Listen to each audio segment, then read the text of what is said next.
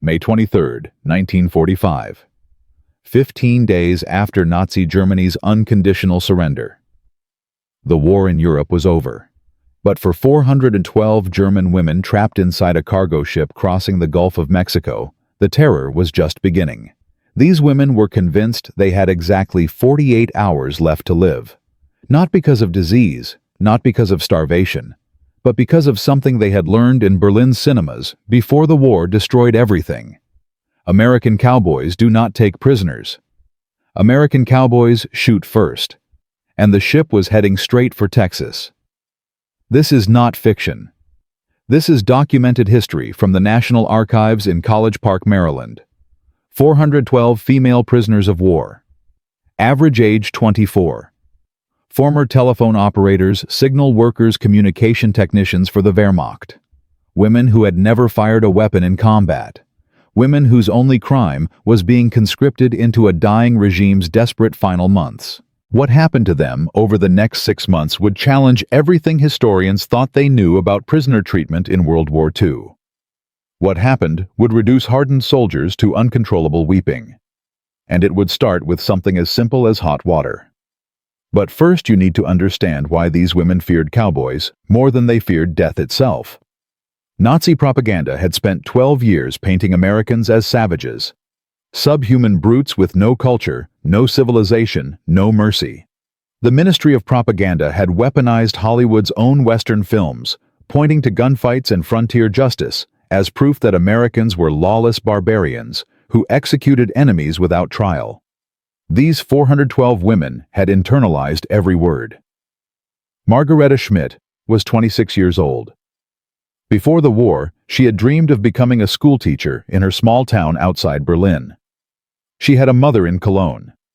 She had hopes, plans, a future mapped out in her imagination. Then 1939 happened, 1939. Then 1940.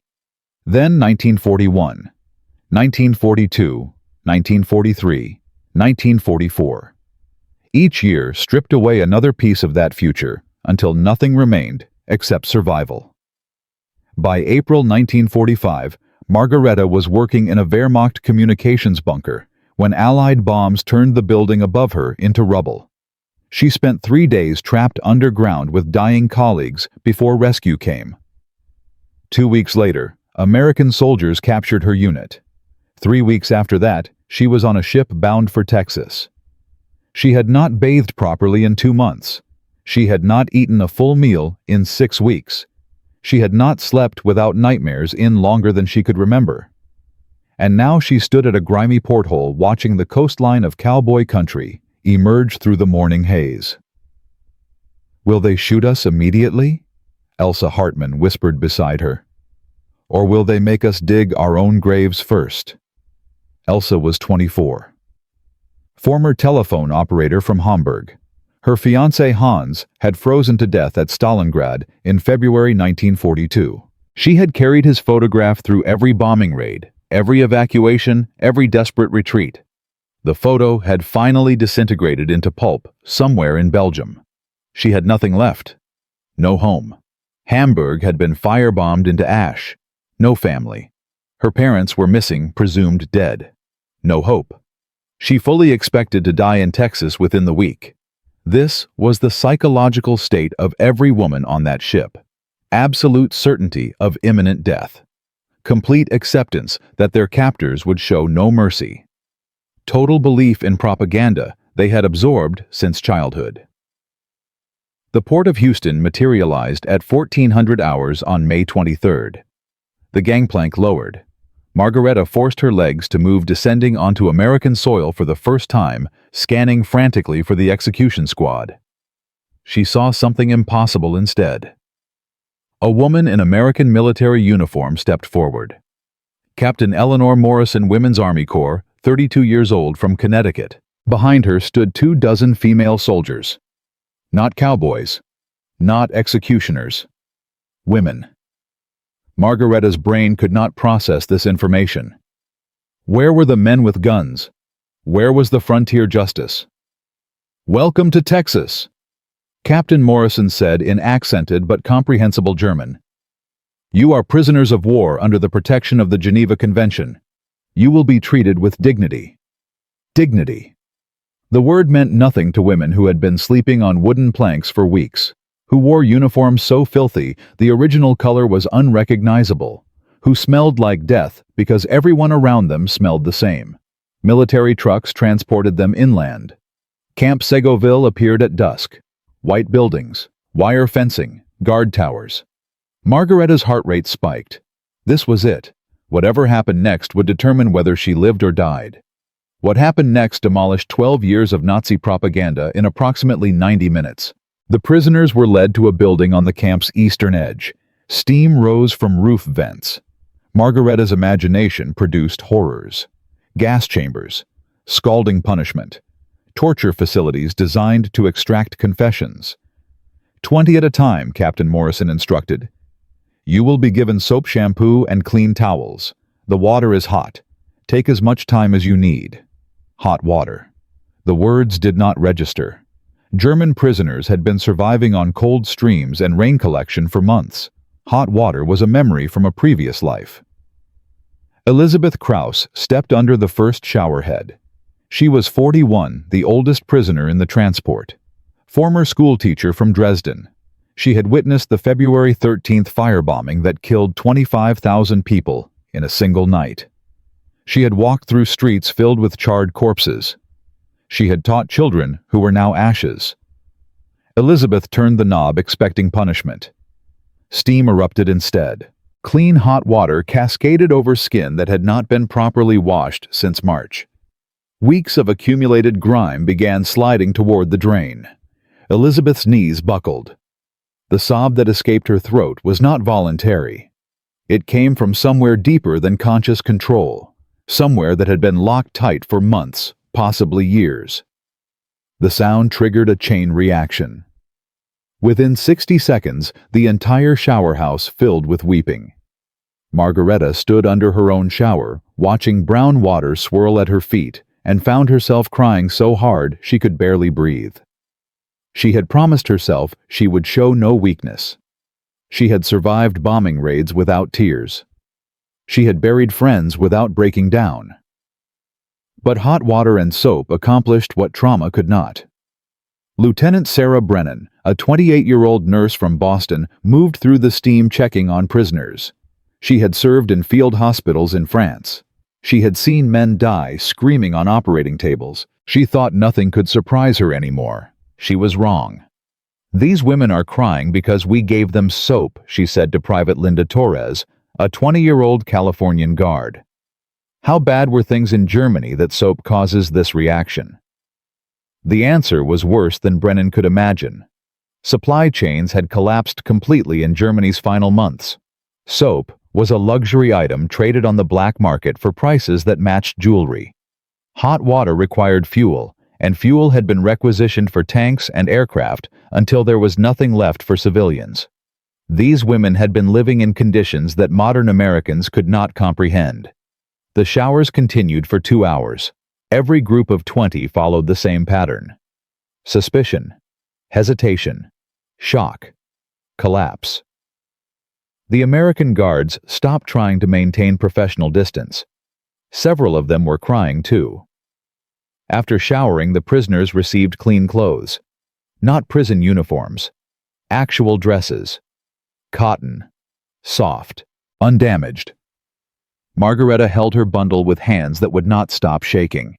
The fabric felt alien against fingers that had forgotten what clean cloth was supposed to be. "Thank you," she whispered in English to the American corporal distributing supplies. The words came out before she could stop them. Thanking the enemy felt like treason. But the gratitude was not political. It was human. Dinner followed in the camp mess hall. Vegetable soup, bread, canned fruit, coffee. Real coffee, not the acorn substitute that Germans had been choking down since 1943. Captain Morrison watched the prisoners eat and understood something important. These women were not dangerous. They were not fanatical Nazis committed to fighting until death.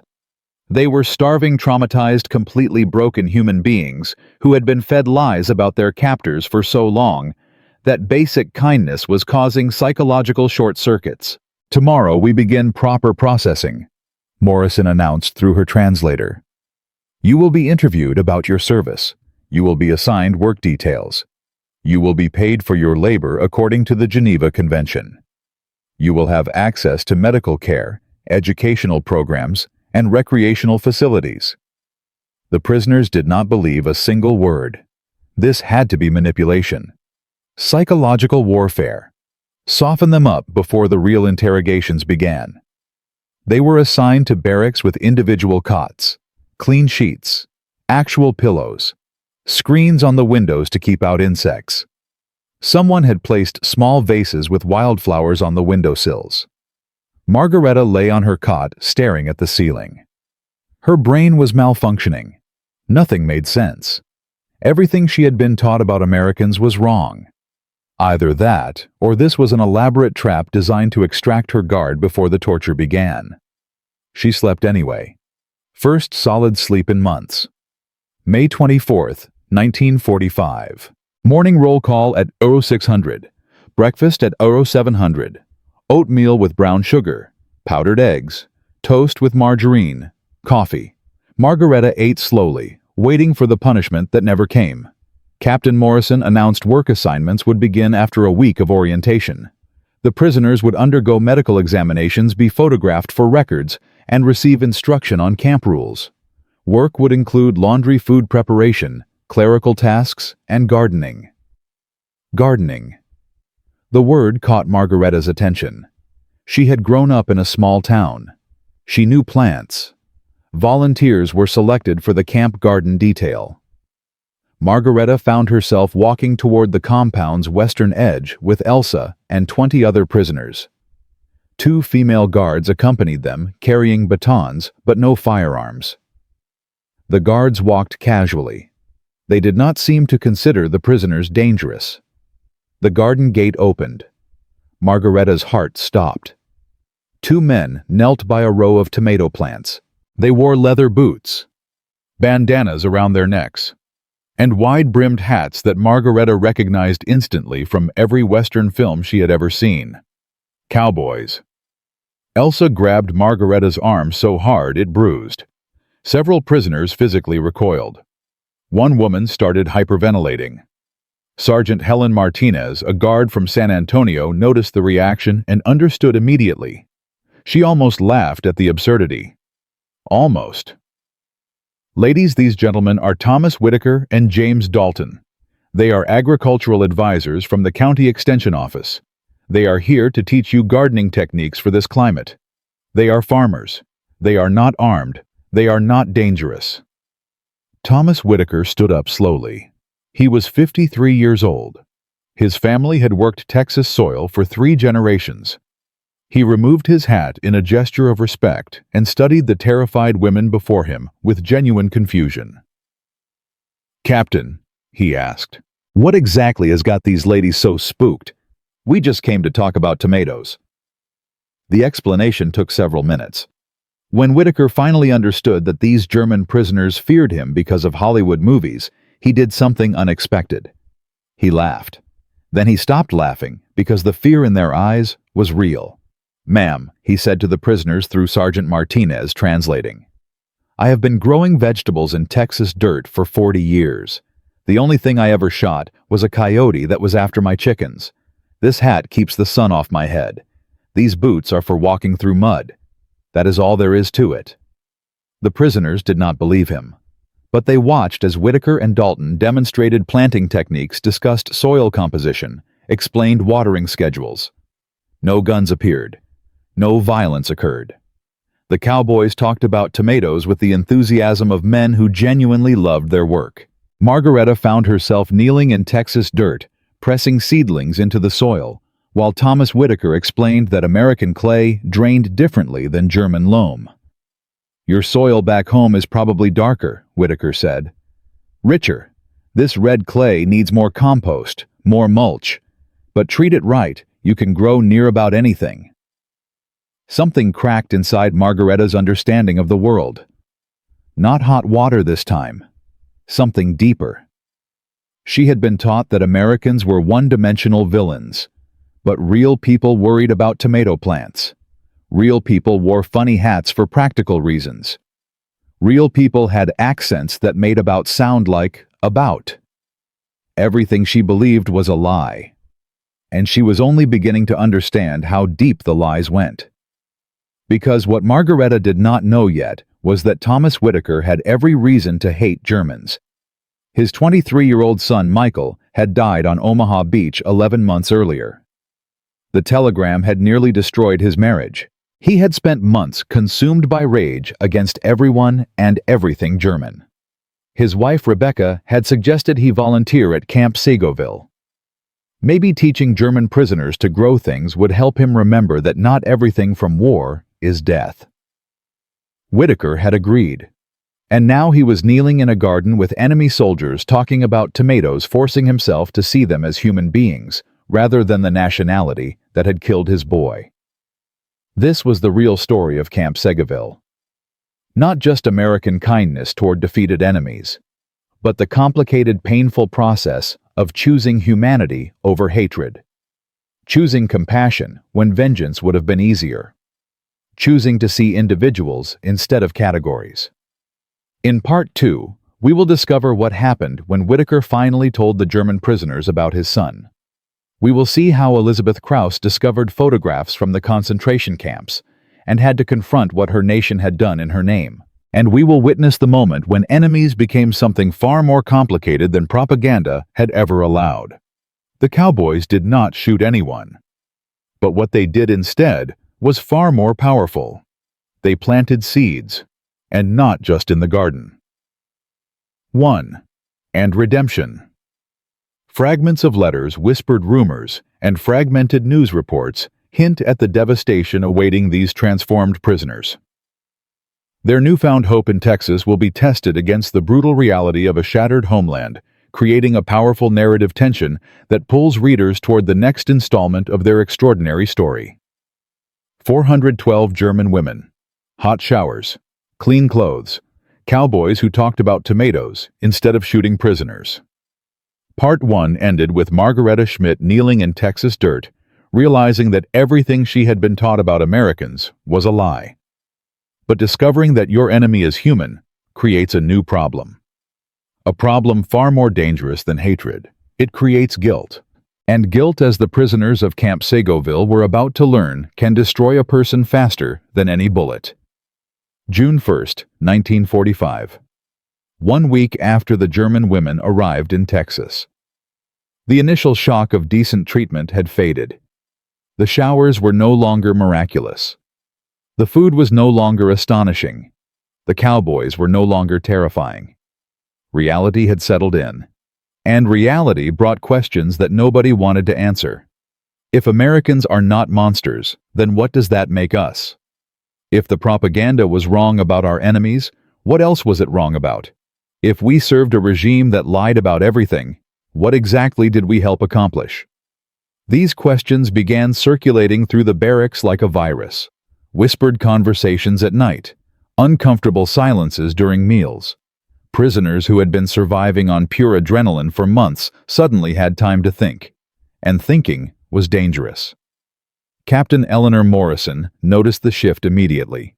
Her daily reports to the Provost Marshal General's office in Washington documented the change in clinical language. Prisoner morale declining despite adequate provisions. Symptoms consistent with delayed psychological trauma manifesting across population.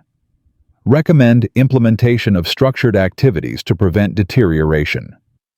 What Morrison did not write in her official reports was the truth she confided to her personal diary. These women are falling apart because we are being kind to them. Cruelty would have been easier to process. Cruelty would have confirmed everything they believed. Kindness is forcing them to rebuild their entire understanding of the world, and they do not have the psychological resources for that reconstruction. Morrison needed help, professional help. But military psychiatrists in 1945 were overwhelmed with returning American soldiers. Nobody had resources to spare for enemy prisoners experiencing existential crises. She found an unexpected solution in the County Agricultural Extension Office. Thomas Whitaker had been visiting Camp Segoville twice weekly since the garden program began. His tomato lessons had evolved into something more complex. The German prisoners trusted him in a way they did not trust military personnel. He wore civilian clothes. He spoke slowly. He treated them like students rather than enemies. And he carried a grief that somehow made him safer. June 8, 1945. Whitaker arrived at camp for his regular session and found Margareta Schmidt sitting alone by the garden fence. She was not working. She was staring at nothing. Her hands were shaking. Whitaker sat down beside her without asking permission. They remained silent for several minutes. Finally, Margareta spoke in the broken English she had been practicing. "Your son, the one who died. Did he hate Germans?" The question hit Whitaker like a physical blow. He had not discussed Michael with anyone except his wife since the telegram arrived. He had certainly never discussed Michael with Germans, the enemy, the people responsible. But something in Margareta's voice stopped him from walking away. She was not asking to hurt him. She was asking because she needed to understand something about herself. Michael was 19 when he enlisted. Whitaker said slowly. He had just finished his first year at Texas A&M. Agricultural Sciences. He wanted to come back and work the ranch with me, improve our irrigation systems, modernize the operation. Margareta listened without interrupting. He wrote letters home from training, from England before the invasion. He never said he hated Germans. He said he hated the war. He said he wanted it to be over so he could come home and grow things instead of destroying them. The words hung in the morning air. Somewhere in the camp, a radio was playing American music. Glenn Miller, Moonlight Serenade. "I helped destroy things," Margareta whispered. "I operated communication equipment. I passed messages that sent soldiers to fight. Maybe messages that sent soldiers to the beach where your son died. I do not know. I cannot know. But maybe." Whitaker's jaw tightened. His hands clenched. For a moment, the old rage flickered. The rage that had consumed him for months after the telegram. The rage that made him want to hurt anything and anyone connected to Germany. Then he looked at Margareta's shaking hands, at the hollows under her eyes, at the premature gray in her hair. He saw a 26-year-old woman who had been conscripted into a war machine, fed lies her entire life, and was now trying to understand what she had been part of. The rage did not disappear, but it made room for something else. "My wife says that hate is heavy," Whitaker said. "She says carrying it around takes strength that could be used for better things. I am still learning if she is right." Margareta nodded slowly. "Elsa said the same thing. About hate being heavy. Maybe the women in your life are smarter than the men." It was not forgiveness. It was not absolution. It was something smaller and more honest. Two people acknowledging that they had both lost something precious to the same catastrophe. Two people choosing to sit together instead of apart. This moment would later be documented in Margareta's memoir published in German in 1978. She described it as the first time she understood that healing required more than time. It required connection with the people you had been taught to fear. But not everyone at Camp Segoville was ready for such connections. June 15, 1945. Elizabeth Krauss had been assigned to the camp library. Her job was organizing donated books and magazines for prisoner use. She had been a schoolteacher in Dresden before the war. Books were her comfort, her escape, her way of processing a world that made no sense. That afternoon, she discovered a stack of American newspapers that Captain Morrison had authorized for prisoner access. Most articles had been redacted. Sections about ongoing military operations. Sensitive information about troop movements in the Pacific Theater. But some sections remained untouched, including photographs from a place called Bergen-Belsen. Elizabeth stood in the empty library holding a 2-week-old copy of Stars and Stripes. The images showed skeletal figures in striped uniforms, mass graves, bodies stacked like cordwood, American soldiers with handkerchiefs over their faces unable to bear the smell. The caption identified the victims: Jews, political prisoners, Roma, homosexuals, anyone deemed unworthy of life by the Nazi regime. Elizabeth's legs gave out. She collapsed onto a library chair, still clutching the newspaper, unable to look away from images that rewrote everything she thought she knew about her country. She had heard rumors during the war. Everyone had heard rumors. Whispers about camps in the East. Stories about trains that went in full and came out empty. But propaganda had dismissed these stories as Allied lies. Enemy fabrications designed to turn Germans against their government. Now she held proof in her trembling hands. "I taught children to love him," Elizabeth said aloud to the empty room. "I taught children to salute and sing songs and believe in the future he promised." While this was happening, while they were murdering people by the millions, I was teaching children to love the man who ordered it. Lieutenant Sarah Brennan found her an hour later. The nurse had come seeking a book to help with her insomnia. Instead, she found a 41-year-old former schoolteacher in the midst of a complete psychological collapse. "I did not know," Elizabeth kept repeating. "We did not know. We could not have known." Brennan wanted to argue, wanted to ask how an entire nation could not know about systematic murder happening in its own territory, wanted to demand accountability, wanted to express the rage that every Allied soldier felt when the camps were liberated. But she had read enough psychology to understand that this moment was not about blame. This moment was about a human being confronting a truth too enormous to absorb.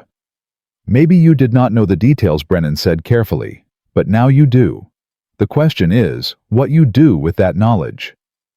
Elizabeth looked up with eyes that had aged decades in an hour. "How do I live with it? How do I go back to Germany knowing what was done? How do I face anyone?" Brennan sat down across from her. The library was quiet. Sunlight filtered through windows that overlooked the Texas plains. Such an ordinary setting for such an extraordinary conversation. "I have watched soldiers die on operating tables," Brennan said. "Boys younger than my students screaming for their mothers while I tried to save them. I have seen what war does to human bodies and human minds. I used to ask myself how I would live with those memories. And what did you decide that surviving is not enough? You have to survive for something. For the people who did not make it. For the future that has to be better than the past. Guilt that just sits inside you and rots is useless. Guilt that drives you to build something better has purpose." Elizabeth stared at the concentration camp photographs one final time. Then she folded the newspaper and placed it back on the stack. "I was a teacher," she said. "Before all of this, I taught children to read and write and think. Maybe that is what you do again. Teach children to think so that they can recognize lies before the lies become mass graves." The conversation lasted 3 more hours. Brennan missed dinner. Elizabeth missed curfew. Captain Morrison had to personally intervene to prevent disciplinary action. But something had shifted, something important. Elizabeth Krauss would eventually return to Germany and spend the next 40 years teaching Holocaust history in West German schools. She would write textbooks, train other teachers, testify at war crimes trials, dedicate her entire remaining life to ensuring that German children understood exactly what their nation had done and why it could never happen again. That transformation began in a Texas library on a June afternoon, talking to an American nurse who chose compassion over condemnation. Word spread through Camp Segoville. Other prisoners sought out the library. Other prisoners found the photographs. Other prisoners went through the same shattering process of confronting truth. Captain Morrison stopped trying to censor the newspapers. Lieutenant Brennan and her medical team provided what psychological support they could. The camp became something unprecedented. Not just a holding facility for enemy prisoners, but a place where broken people began rebuilding themselves, where propaganda collapsed and reality took its place, where the process of denazification happened not through punishment, but through truth. July 4th, 1945, American Independence Day. Captain Morrison made the decision to include prisoners in the celebration. Some of her superiors objected. Celebrating American freedom with German enemies felt inappropriate, possibly even treasonous. Morrison argued back. These women will return to Germany eventually. They will rebuild their country. They will raise children. They will shape the future. Do we want them to remember America as a nation of cruelty that confirmed Nazi propaganda? Or as a nation that demonstrated what democracy and human rights actually look like? The celebration proceeded. Hamburgers, hot dogs, volleyball games, a band concert under the Texas stars, German prisoners learning American songs, American guards teaching them the words to Sentimental Journey. Thomas Whitaker attended with his wife Rebecca. They watched the volleyball games from folding chairs in the shade. Rebecca had brought homemade cookies that she distributed among the German women, with the warmth of a grandmother feeding neighborhood children. One of the prisoners approached Rebecca hesitantly. A young woman named Elsa. "Your husband told us about your son," Elsa said in careful English. "I am sorry. I was engaged to a boy who died at Stalingrad. I understand some of your pain. Not all, but some." Rebecca Whitaker looked at this German woman. This enemy. This representative of the nation that had killed her Michael. She saw a 24-year-old girl who had lost everyone she loved, who was far from home, who was trying to find a way forward through grief that threatened to swallow her whole. Rebecca took Elsa's hand and held it. "The boys we loved would want us to find peace," Rebecca said. "They would not want their deaths to create more hate in the world. They would want us to build something better." It was not absolution. It was not forgetting. It was two women who had lost everything reaching across the divide of war and finding common ground in grief. August 15, 1945. Japan surrendered. The war was officially over everywhere. The news arrived at Camp Segoville during breakfast. American guards embraced each other. Some wept with relief. The prisoners watched in silence, uncertain how to react to the end of a conflict that had destroyed their world. Captain Morrison gathered everyone in the mess hall that evening for a frank discussion about the future. "Germany is in ruins," she told them. "Occupation is chaotic. Food shortages, housing shortages, millions of displaced persons. Repatriation will not happen immediately. We do not know where to send you. Many of your home cities no longer exist." The prisoners absorbed this information with the numb acceptance of people who had already survived the worst. What was homelessness compared to firebombing? What was uncertainty compared to the certainty of death they had lived with for years? "We are expanding educational programs," Morrison continued. "English language, typing, basic mechanics, first aid. Skills that will help you rebuild. Take advantage of everything available." The next 3 months transformed Camp Segoville into something resembling a vocational school. James Dalton's English classes grew from basic phrases to literature discussions. Thomas Whitaker's agricultural lessons expanded into comprehensive training on sustainable farming techniques. Prisoners learned skills they had never imagined needing. September, October, November. The days shortened. The Texas heat finally broke. Letters arrived from Germany carrying news of devastation, but also confirmation that families had survived. Margareta learned her mother was alive in Cologne. Elsa learned her parents had died in Dresden. The information arrived without sentiment. Fact. Survival. Death. The occupying authorities were too overwhelmed for emotional nuance. Repatriation schedules were finalized. The first groups would depart in mid-November. Margareta Schmidt was on the early list. She had family confirmed alive, a destination city identified, a reason to return. November 15, 1945, 6 months after arrival. Margareta stood in the same compound yard where she had first stepped off the military truck, where she had scanned the horizon for cowboys, where she had expected execution and found hot showers instead. Captain Morrison handed her a small package. Personal items collected during intake, a photograph of her mother, a broken watch that had stopped during a bombing raid, a letter from her father written before he died in 1943 that she had carried through the war. Morrison also handed her something unexpected, a letter of reference, documentation of her work performance and character during imprisonment. Words from an American military officer vouching for a former enemy. This woman has demonstrated capacity for growth and adaptation under extraordinarily difficult circumstances. She will be an asset to Germany's reconstruction. Margareta did not know if such a letter would help or hurt in occupied Germany. But she understood what it represented. Recognition of her humanity by people who had every reason to hate her. Thomas Whitaker was there for the departure. He had come to say goodbye to the women he had taught.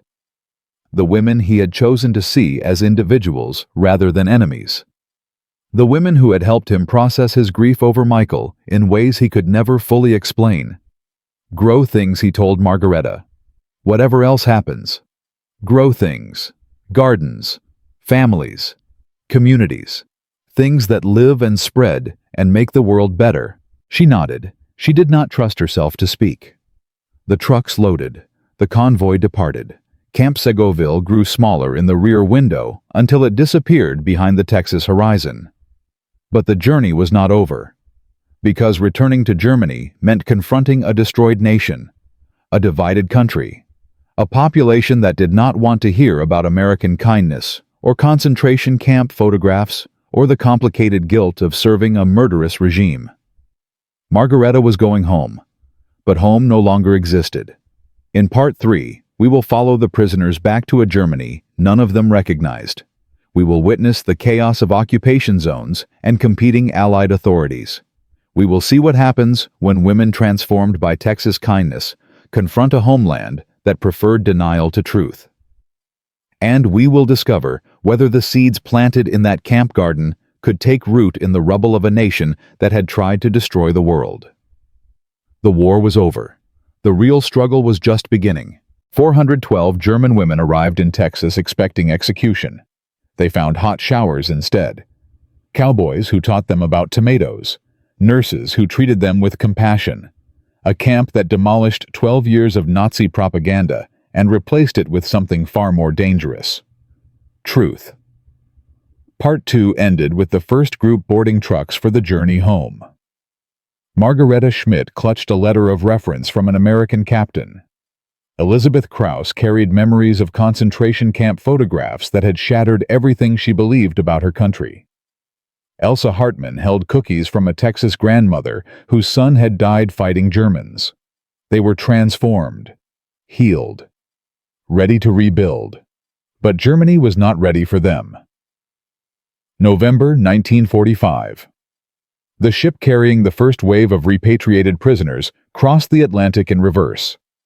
The women stood on deck, watching Europe materialize through winter fog. They had left a continent at war. They were returning to a continent in ruins. Nothing prepared them for what they saw. The port of Bremerhaven had been bombed so thoroughly that temporary docks had been constructed from salvaged wreckage. Cranes that once loaded cargo now lifted rubble. The smell hit them before they could see the city. Smoke. Decay. Something worse that nobody wanted to identify. American military police processed them through a displaced persons facility that had been a factory before Allied bombers turned it into twisted metal and broken concrete.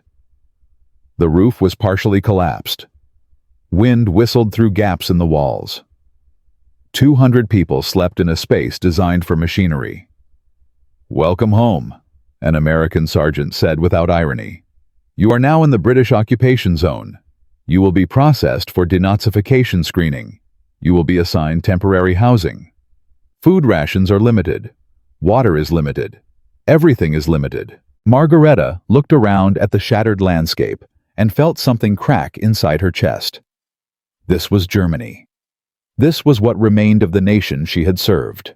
The nation that had promised a 1,000-year Reich and delivered total annihilation instead. The journey to Cologne took 3 weeks. Trains ran sporadically. Tracks had been destroyed and only partially repaired. Bridges were gone. Stations were rubble. The women traveled in freight cars with no heat, no seats, no facilities. They slept sitting up. They ate whatever they could find. At every stop they saw the same devastation. Hamburg, reduced to ash. Dusseldorf, Skeletal buildings reaching toward gray skies. Essen. Factories that once built the Wehrmacht's war machine now stood as hollow monuments to defeat. And everywhere the people. Refugees, millions of them. Germans expelled from eastern territories, survivors of firebombing campaigns, orphaned children with hollow eyes, women who had been assaulted by occupying soldiers, men who had lost everything and everyone. These crowds looked at the returning prisoners with suspicion. Where had they been?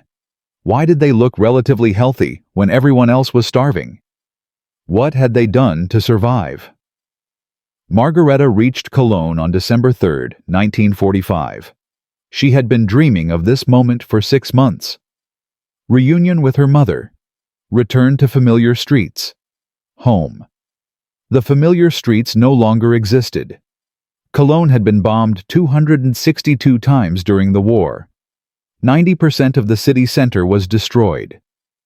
The great cathedral still stood damaged but defiant, surrounded by rubble that stretched to the horizon in every direction. Margareta's childhood neighborhood was a field of broken stones. She found her mother in a basement shelter that had been converted into housing for 40 families. One room, shared kitchen, shared toilet. No privacy, no heat, no hope. Mutter. Margareta could barely speak. She had imagined this reunion for months, practiced what she would say, how she would explain Texas, the showers, the kindness, the transformation. Her mother looked at her with eyes that had seen too much. You survived. That is enough. Do not tell me about the Americans. I do not want to know. The rejection was immediate and absolute. Margareta's mother, like most Germans in 1945, had constructed a psychological defense against reality. The war was over. Germany had lost. The only way to survive was to forget everything and focus on finding food for the next meal. Stories about American kindness threatened that defense. If the Americans were good, then what did that make Germans? If the propaganda was lies, then what else was false? If the regime had been evil, then everyone who supported it shared responsibility. Denial was easier. Denial required no reckoning. Margareta encountered this denial everywhere. Neighbors who refused to discuss the war. Former colleagues who pretended the Nazi years had never happened. Officials who claimed they had never been party members despite evidence to the contrary. I was just following orders. Everyone said the same thing. I did not know about the camps. I had no choice. I was not really a Nazi. The Germany that Margareta returned to was not ready for truth. Not ready for the photographs Elizabeth Krauss had seen in that Texas library. Not ready to acknowledge what had been done in its name. And the women from Camp Segeville found themselves isolated in ways they had never anticipated. Elizabeth Krauss arrived in Dresden on December 10, 1945, the city where she had taught children. The city that had burned on February 13th while she hid in a shelter and listened to 25,000 people die in a single night. Dresden in December 1945 was a graveyard that people lived in. Temporary shelters constructed from salvaged materials, cooking fires in the streets, children scavenging through rubble for anything edible or tradable. Elizabeth found her sister in a refugee camp on the city's outskirts. The reunion was emotional but brief. Within hours, Elizabeth began talking about what she had learned. The concentration camps, the systematic murder, the truth that Germany needed to confront. Her sister's reaction was violent. Stop. Do not speak of these things. Not here, not anywhere. Do you want to get us killed? Elizabeth did not understand. The war was over. The Nazis were defeated. Why could they not discuss what had happened? Because no one wants to hear it, her sister explained. Because everyone is guilty in some way. Because if we start talking about camps and murder, someone will ask what we did, what we knew, what we ignored. And then the occupiers will arrest us, or the neighbors will turn on us, or we will have to look in the mirror and see what we became. Survival requires silence. Survival requires forgetting. That is the only way forward. Elizabeth rejected this logic. She had promised Lieutenant Brennan in that Texas library that guilt without action was useless. She had committed herself to teaching truth, to ensuring that German children understood exactly what had happened and why it must never happen again. But in December 1945, no one wanted a teacher of uncomfortable truths. January 1946. The winter of 1945-46 was one of the coldest in European history. Temperatures dropped below -20 Celsius. Fuel was almost non-existent. Food rations fell to less than 1,000 calories per day. People froze to death in their homes. People starved in the streets. The women from Camp Segoville struggled like everyone else. Their American-provided clothes wore out. Their health deteriorated. The psychological resilience they had built in Texas eroded under the relentless pressure of survival. Elsa Hartman nearly died in February. Pneumonia complicated by malnutrition. She lay in a makeshift hospital ward, surrounded by others in similar condition, and wondered if surviving the war had been worth it. If she should have died at her communication post like so many colleagues. If the kindness of Texas had been a cruel trick, giving her hope only to take it away. A nurse brought her thin soup and noticed the American-made cardigan Elsa still wore. "Where did you get that?" the nurse asked. "Texas." Elsa's voice was barely a whisper. "I was a prisoner in Texas. The Americans gave it to me." The nurse laughed bitterly. "Lucky you. The Americans bomb our cities and then give survivors nice sweaters. Very generous." Elsa wanted to explain, wanted to describe the showers and the food and Thomas Whitaker's tomato lessons. But she lacked the strength. And she knew the nurse would not believe her anyway. Nobody believed them. March 1946. Spring arrived late that year. The snow melted to reveal more bodies, more destruction, more evidence of collapse. But spring also brought something else. The beginning of Reconstruction.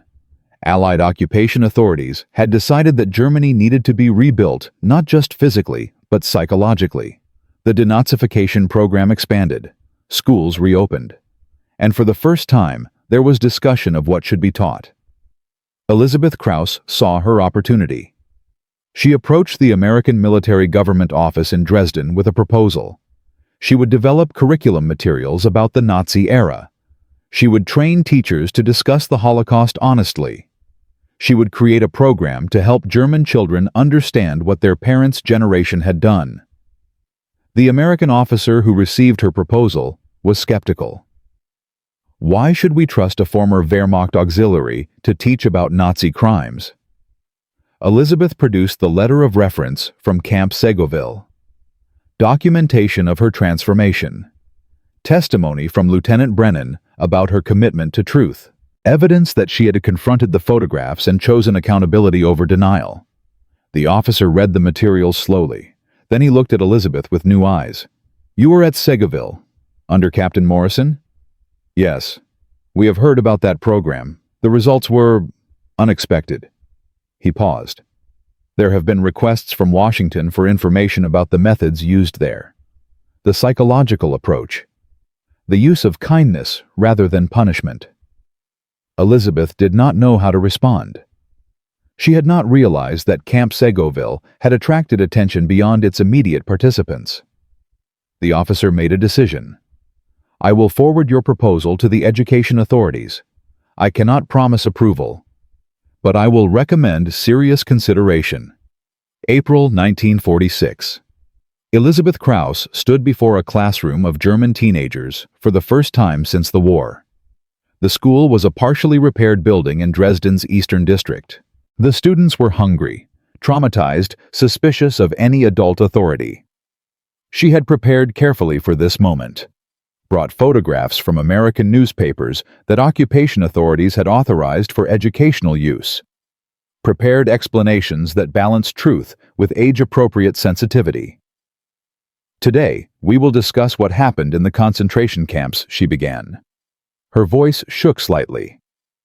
"Some of you have heard rumors. Some of you have been told not to ask questions. I am going to answer those questions honestly." The classroom fell silent. Nobody had spoken to them like this before. Adults either denied everything or changed the subject. This woman was doing neither. "I served in the Wehrmacht," Elizabeth continued. "I operated communication equipment. I followed orders. And for a long time, I believed the lies I was told about our enemies and about ourselves." She held up a photograph. Bergen-Belsen, April 1945. "This is what our nation did. Not enemy propaganda. Not allied lies. This is documented truth." A girl in the front row started crying. A boy in the back stood up and walked out. Most students stared at the photograph with expressions that mixed horror with something else. Recognition, the beginning of understanding. Elizabeth taught for 3 hours that day. She answered questions that had no comfortable answers. She refused to provide easy absolutions. She insisted that acknowledging truth was the first step toward building something better. One student remained after class, a 17-year-old boy named Klaus, whose father had died on the Eastern Front. "My mother says the camps were exaggerated," Klaus said. "She says the Americans invented stories to justify the occupation." "Your mother is wrong," Elizabeth replied gently. "I understand why she wants to believe that. Believing the truth is much harder. But the truth is what allows us to move forward. The truth is what prevents this from happening again." Klaus stared at the photographs for a long moment. Then he asked a question that Elizabeth would remember for the rest of her life. "How do I love my country after this? How can Germany ever be something good again?" Elizabeth thought about Texas, about hot showers and clean clothes, about Captain Morrison and Lieutenant Brennan and Thomas Whitaker, about Americans who had every reason to hate Germans but chose compassion instead. "By building something better," she said. "By being honest about the past, so we can create a different future. By proving that Germany can be defined by what we build, not just by what we destroyed." The education program expanded. Other teachers joined. Other schools opened their doors. The occupation authorities provided resources and protection. By the end of 1946, Elizabeth Krauss had trained 47 teachers in Holocaust education methodology. It was not enough. It would never be enough. But it was a beginning. Meanwhile, Margareta Schmidt found a different path forward. Her mother's refusal to discuss the past had created a wall between them, but Margareta refused to accept silence. She began writing. First letters to other Camp Segeville survivors, then longer pieces about her experiences, then slowly a memoir. She wrote in the evenings after working 12-hour shifts in a reconstruction crew, clearing rubble. She wrote by candlelight when electricity was unavailable. She wrote because writing was the only way to process what had happened. The manuscript described everything: the fear of cowboys, the shock of kindness, the showers that reduced hardened soldiers to tears, the photographs that shattered propaganda, the conversations with Thomas Whitaker about sons who died and gardens that grew. In 1948, a small publisher in Munich agreed to print 500 copies. The book received almost no attention. Germany was focused on economic recovery.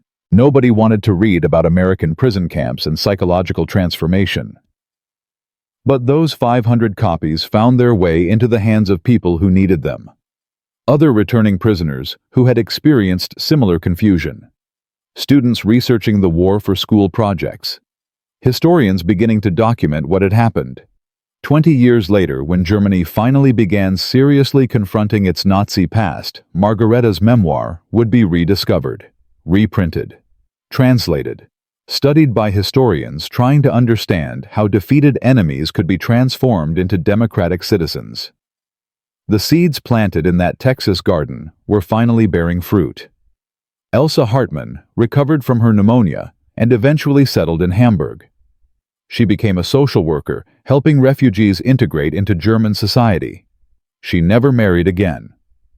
But she kept the photograph of Hans in a frame by her bed until she died in 1991. She also kept something else, a letter from Rebecca Whitaker that arrived in 1952. Thomas passed away last month. His heart. The doctor said he had been carrying too much for too long. Before he died, he asked me to write to the German women he taught in Texas. He wanted you to know that teaching you helped him heal, that choosing forgiveness over hatred saved his life, even if his heart eventually gave out. Elsa wept when she read those words. Then she framed the letter and hung it beside the photograph of Hans. Two men she had loved and lost, one to war, one to its aftermath, both connected by grief that transcended nationality. This is where most histories of Camp Segoville end. Prisoners returned, lives rebuilt, lessons learned. But there is one more chapter to this story, one that reveals why a small prison camp in Texas matters 80 years later, one that explains what Captain Eleanor Morrison was really trying to prove, and one that answers a question nobody thought to ask. What happened to the Cowboys? In Part 4, we will discover the secret research program that Camp Segoville was part of. We will learn why the Pentagon has studied Morrison's methods for decades, and we will see how 412 terrified German women changed American military doctrine forever. The shower that made them cry was not just kindness. It was an experiment, and the results changed everything we thought we knew about defeating enemies.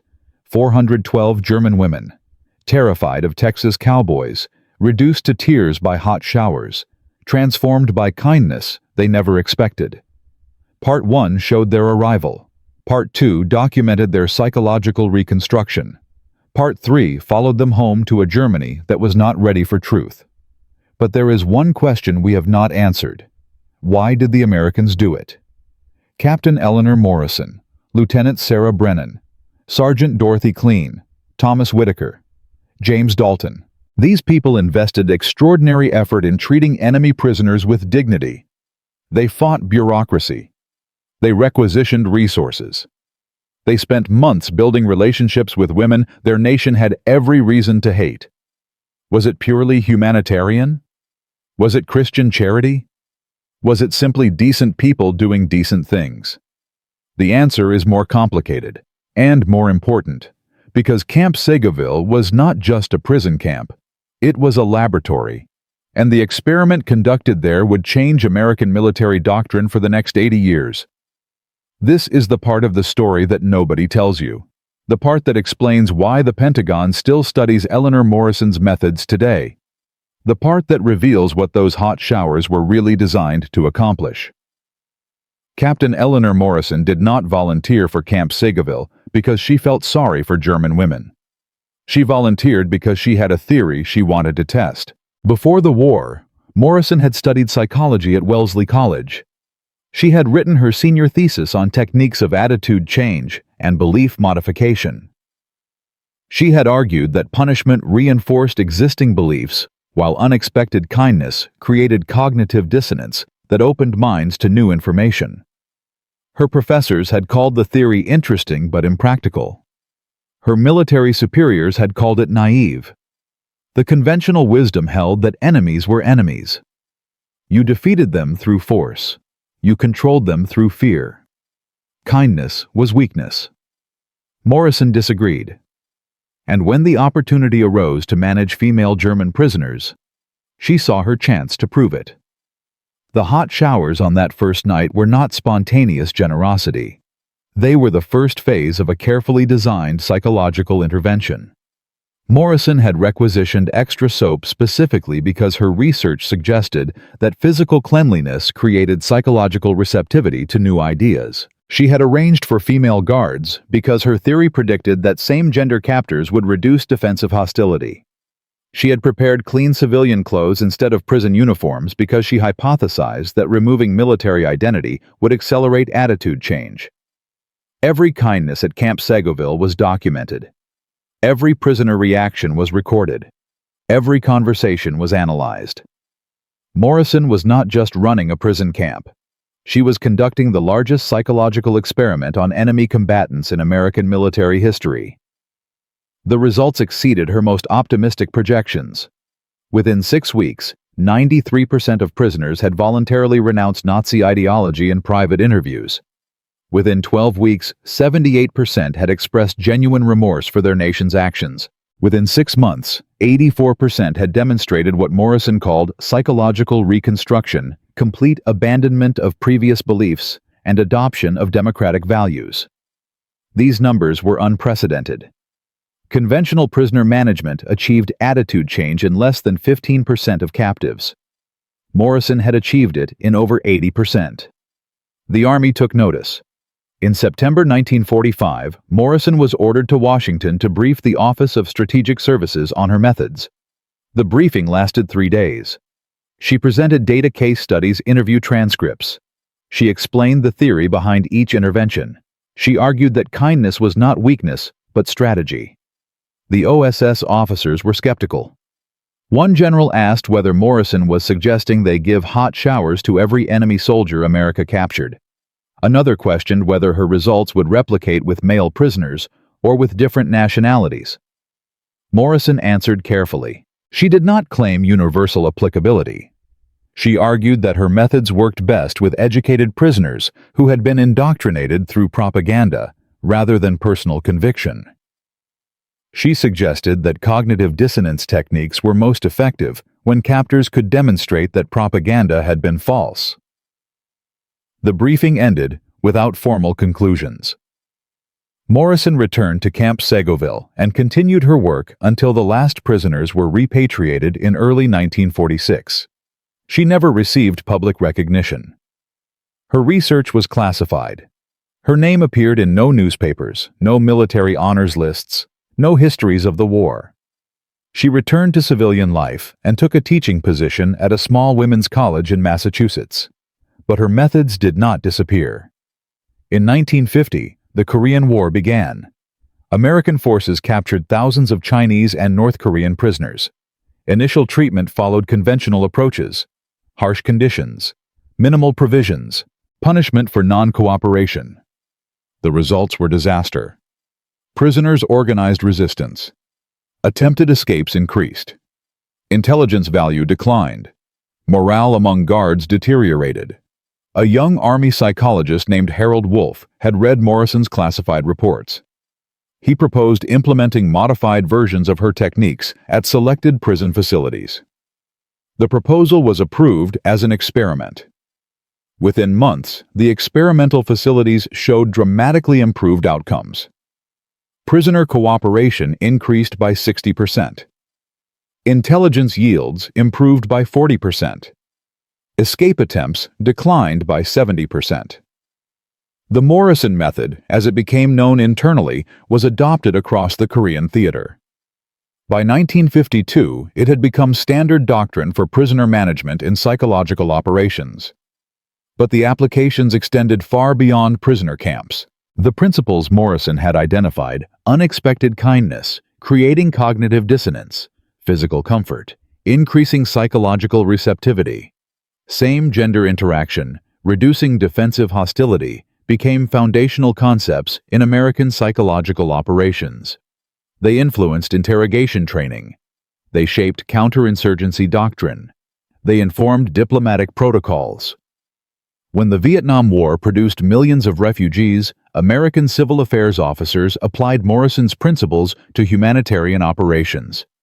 When the Cold War created defection programs, CIA handlers used her techniques to manage former Soviet assets. When the global war on terror produced detainees, the debate over treatment methods referenced her research repeatedly. Morrison herself never knew the full extent of her influence. She died in 1987 at age 74, still teaching psychology at her small Massachusetts college. Her obituary mentioned her wartime service only briefly. Her classified research remained classified, but her legacy lived on in ways she could never have imagined. Lieutenant Sarah Brennan followed a different path after the war. She remained in the Army Nurse Corps, rising to the rank of colonel before retiring in 1968. She served in Korea and Vietnam. She trained hundreds of nurses in trauma care and psychological first aid. Her journal from Camp Segoville, the one containing her observations about German prisoners, and her conversations with Elizabeth Krauss, was donated to the Army Medical Department's Historical Archives after her death in 1994. Researchers discovered it in 2003. It became a primary source for academic studies of prisoner treatment and psychological rehabilitation. Brennan never published her observations, never sought recognition, but she had written one passage that historians would quote repeatedly in the decades after its discovery. The enemy is not a category. The enemy is people who have been taught to hate you by other people who wanted power. When you treat them as categories, you confirm what they were taught. When you treat them as people, you create the possibility that they will see you as people too. And once that happens, the war is already half won. Thomas Whitaker, the cowboy who taught German prisoners to grow tomatoes, died of a heart attack in 1952. He was 60 years old. His wife Rebecca scattered his ashes in the garden where he had taught enemy soldiers about Texas soil and the importance of growing things instead of destroying them. Rebecca lived until 1971. She maintained correspondence with several former prisoners, including Elsa Hartman, until her health declined in her final years. Her letters to Elsa, preserved in the Whitaker family papers at the Texas State Library, documented a relationship that defied every expectation of how enemies should interact. One letter from 1958 contained a passage that would be quoted in documentaries about the camp decades later. "Tom never stopped talking about you girls. He said teaching you was the only thing that made Michael's death bearable. He said your tears in that garden proved that people are people, regardless of what flag they serve. I think he was right. I think you proved something important about human nature that the generals never understood." The former prisoners themselves scattered across post-war Germany. Their paths diverged. Their fates varied. But they carried something with them that connected them forever. Margareta Schmidt's memoir, published in 1948 to minimal attention, was rediscovered in 1978 when German society finally began seriously confronting its Nazi past. The book was reprinted 17 times. It was translated into English, French, Hebrew, and Japanese. It became required reading in several German universities, studying denazification and psychological reconstruction. Margareta herself lived until 1989. She died in Cologne, in the same neighborhood where her childhood home had once stood, now rebuilt into apartment blocks that showed no trace of wartime destruction. Her mother had died in 1961. Her own children born after the war had grown up hearing stories about Texas that they initially dismissed as exaggeration. In her final interview conducted by a German television crew in 1988, Margareta was asked what she most wanted people to remember about her experience. "That it is possible to change," she said. Her voice was thin with age, but steady with conviction. "That propaganda can be overcome. That enemies can become something else if given the chance. I arrived in Texas expecting to die at the hands of cowboys. I left understanding that everything I had been taught was a lie. That transformation did not happen because Americans punished me. It happened because they showed me that another way of being was possible." Elizabeth Krauss dedicated her life to Holocaust education after returning to Germany. She trained over 200 teachers during her 40-year career. She wrote 3 textbooks that remained in use until the 1990s. She testified at war crimes trials, providing context about how ordinary Germans had been indoctrinated into accepting atrocity. She died in 1991, the same year as Elsa Hartman. Both women had lived long enough to see the Berlin Wall fall, to see Germany reunified, to see their country finally becoming the democracy that Camp Segoville had tried to prepare them for. But the true legacy of Camp Segoville was not individual lives. It was a principle that changed how America thought about conflict. You do not defeat enemies by confirming what propaganda told them about you. You defeat enemies by proving propaganda wrong. This principle seems obvious now. It was revolutionary in 1945. The conventional military wisdom held that strength meant domination, that victory required humiliation of the defeated, that enemies remained enemies until forcibly subdued. Morrison's research demonstrated the opposite. Strength could be expressed through restraint. Victory could be consolidated through respect. Enemies could be transformed into allies through unexpected kindness that shattered their expectations. The implications extended far beyond military operations. When American companies began expanding into former enemy nations during the 1950s, they discovered that Morrison's principles applied to business relationships. Japanese consumers who had been taught to hate Americans responded positively to companies that demonstrated respect for Japanese culture. German partners who had expected arrogance responded with loyalty when treated as equals. When American diplomacy confronted Cold War challenges, Morrison's insights informed engagement strategies. The Voice of America broadcast not propaganda, but accurate information that contradicted Soviet claims. Exchange programs brought foreign students to America to experience democracy firsthand, rather than through description. The soft power doctrine that would dominate American foreign policy for decades had its roots in a Texas prison camp, where a psychology major from Connecticut decided to test her thesis on 400 terrified German women. There is one final revelation that most histories of Camp Segoville omit. One detail discovered only recently in declassified documents from the National Archives. Captain Eleanor Morrison did not develop her theories independently. In 1943, 2 years before Camp Segoville, Morrison had corresponded with a German refugee psychologist named Kurt Lewin, who had fled Nazi persecution and was teaching at the University of Iowa. Lewin had developed theories about group dynamics and attitude change that would later become foundational in social psychology. Morrison had written to Lewin asking about techniques for changing deeply held beliefs. Lewin had responded with a detailed letter outlining his concept of unfreezing the idea that existing attitudes must be destabilized before new attitudes can be adopted. Hot water. Lewin had written, both literal and metaphorical, creates the unfreezing necessary for change. Physical comfort reduces psychological defensiveness. Unexpected kindness from expected enemies creates cognitive dissonance that demands resolution.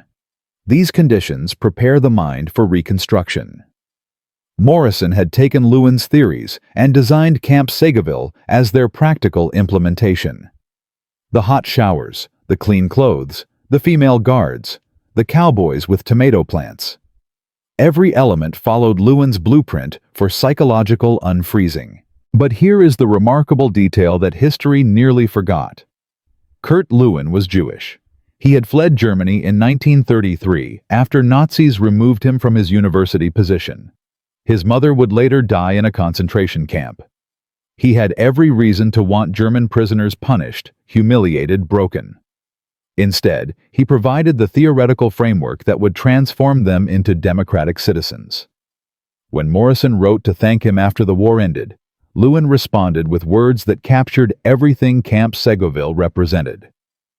Revenge perpetuates the cycle that created the original harm. Transformation breaks the cycle. I did not help you because I forgave what Germany did.